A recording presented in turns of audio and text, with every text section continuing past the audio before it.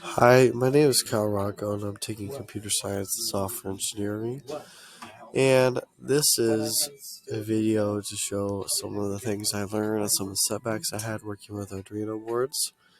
And to start, some of the things I learned was that you always have to have a complete circuit, which is a positive running to what you want to power, and then from what you want to power to a ground or a negative. So you just have to have a positive and negative in the circuit, or else you would have either just power just keep going and it would never be grounded, or you'd have ground and no power.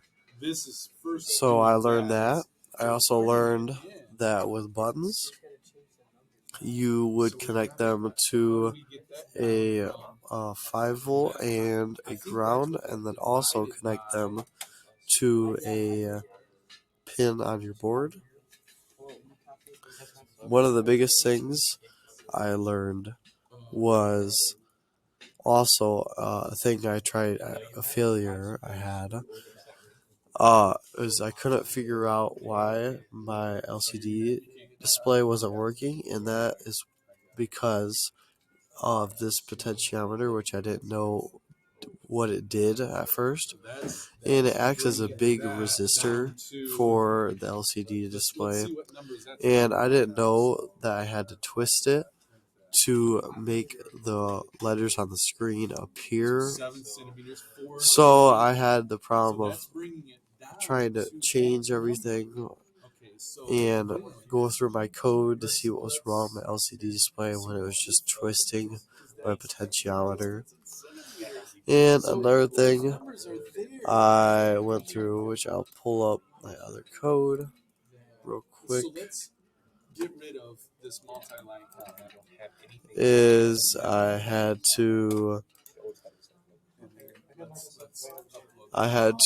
add this time library, which it was very hard to find because I had to look at the specific name I had to have for this project.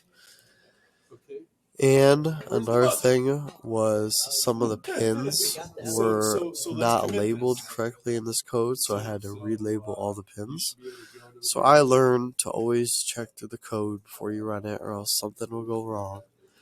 And I also learned that how to add libraries through the tools, and then you go to manage libraries, and you could add whatever library you would like.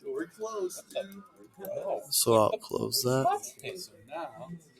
And another thing I learned was how to test the resistance of a resistor with a potentiometer, so I could have the right resistors for all the projects I needed. Thank you for listening to my video.